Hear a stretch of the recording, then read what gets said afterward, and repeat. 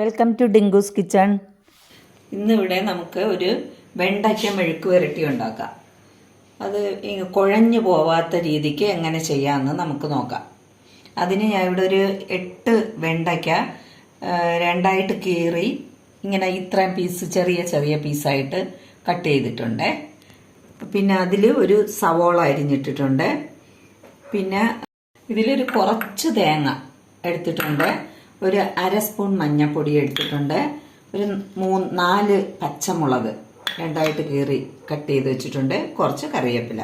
ഇനി നമുക്കൊരു പാൻ അടുപ്പത്ത് വെച്ച് എങ്ങനെ തയ്യാറാക്കണമെന്ന് നോക്കാം.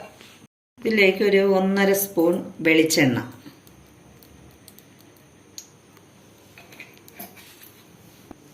കുറച്ച് കടുക്,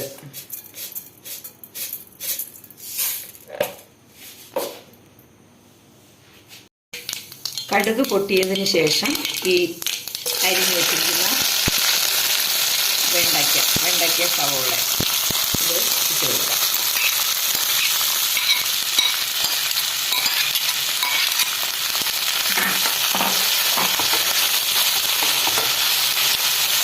എന്നിട്ട് ആവശ്യത്തിന് ഉപ്പ്,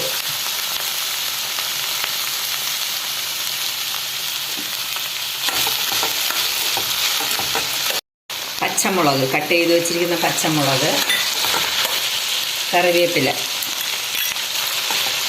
നന്നായിട്ട് ഇളക്കി കൊടുക്കാം. മഞ്ഞൾപ്പൊടി 1/2 സ്പൂൺ മഞ്ഞൾപ്പൊടി ഉണ്ട്.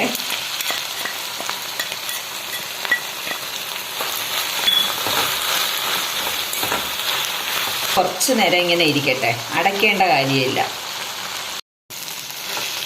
ഇങ്ങനെ ഇളക്കിയിട്ട് നമ്മൾ ഒന്നിങ്ങനെ നടുക്കോട്ട് ഈ എടുത്ത് വെച്ചിരിക്കുന്ന തേങ്ങ ഒന്നിട്ട് കൊടുക്കുക.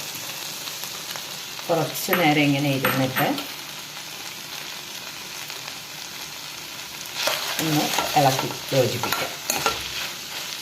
ഇനി കുറച്ച് നേരം അടുപ്പത്ത് തന്നെ ഫ്ലെയിം താഴ്ത്തി വെച്ചിട്ട് കുറച്ച് നേരം കൂടെ ഇരിക്കണം. നമുക്ക് തവി വെച്ചിങ്ങനെ ഇളക്കാതെ ഒരു തവിയുടെ ഈ ചട്ടുകം പോലുള്ളതിൻ്റെ 3 ഭാഗം വെച്ച് ഇങ്ങനെ ഒന്ന് ഇളക്കിയാൽ മതി. അപ്പം ഇങ്ങനെ കുഴഞ്ഞു പോവാതെ നല്ല രീതിക്ക് നമുക്ക് ഇളക്കിയെടുക്കാൻ പറ്റും. ഇതിപ്പോൾ പരസ്പരം ഒട്ടാതെ കുഴയാതെ നല്ല രീതിക്ക് ഇരിപ്പുണ്ട്. ഇനി റെഡി ആയിട്ടുണ്ട്, മെഴുക്ക് പുരട്ടി റെഡി ആയിട്ടുണ്ട്. ഇനി നമുക്ക് ഫ്ലെയിം ഓഫ് ചെയ്യാം. ഓഫ് ചെയ്തിട്ട് ഒരു സർവിങ് ബൗളിലേക്ക് മാറ്റാം. അങ്ങനെ നമ്മളിവിടെ പെട്ടെന്നൊരു അടിപൊളി വെണ്ടയ്ക്ക മെഴുക്ക് പുരട്ടി തയ്യാറാക്കി എടുത്തിട്ടുണ്ട്. വീഡിയോ ഇഷ്ടപ്പെട്ടിട്ടുണ്ടെങ്കിൽ ലൈക്ക് ചെയ്യണം, ഷെയർ ചെയ്യണം, സബ്സ്ക്രൈബ് ചെയ്യണം. Okay, thank you.